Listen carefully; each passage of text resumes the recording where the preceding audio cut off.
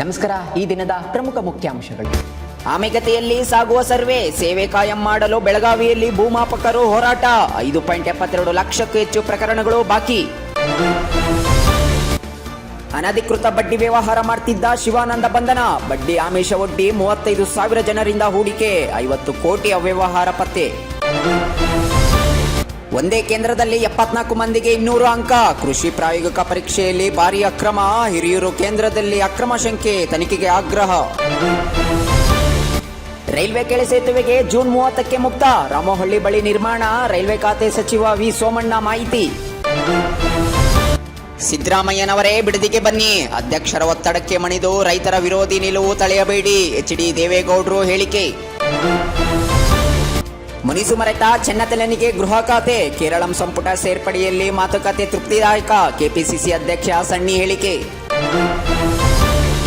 ಚಿಕ್ಕಮಗಳೂರು ಮೈಸೂರು ಭಾಗದಲ್ಲಿ ಮಳೆ. ಮೂಡಿಗೆರೆ ಚಿಕ್ಕಮಗಳೂರು ಹೆದ್ದಾರಿಗೆ ಉರುಳಿದ ಮರ. ವಾಹನ ಸಂಚಾರ ವ್ಯತ್ಯಯ. ಮೊಬೈಲ್ ವಿಚಾರಕ್ಕೆ ಸ್ನೇಹಿತನನ್ನು ಕೊಂದ ಆರೋಪಿ ಸೆರೆ. ಮಾರತ್ತಹಳ್ಳಿ ಠಾಣಾ ಪೊಲೀಸರ ಕಾರ್ಯಾಚರಣೆ. ರೈತರು ಪೊಲೀಸರ ನಡುವೆ ಜಟಾಪಟಿ. ಸರ್ಕಾರ ಕೃಷಿ ಭೂಮಿಯನ್ನು ಅನ್ಯ ಕಂಪನಿಗಳಿಗೆ ನೀಡಿದ್ದಕ್ಕೆ ಆಕ್ರೋಶ, ಪ್ರತಿಭಟನೆ. ನೀಟ್ ಪ್ರಕರಣ ಕುರಿತು ಉಪನ್ಯಾಸಕ್ಕೆ ಬಂಧನ. ಪ್ರಶ್ನೆ ಪತ್ರಿಕೆ ಸಿದ್ಧಪಡಿಸುತ್ತಿರುವ ತಂಡದ ಸದಸ್ಯೆ ಪ್ರಶ್ನೆ ಪತ್ರಿಕೆ ಸೋರಿಕೆಯ ಕೃತ್ಯದಲ್ಲಿ ಭಾಗಿ.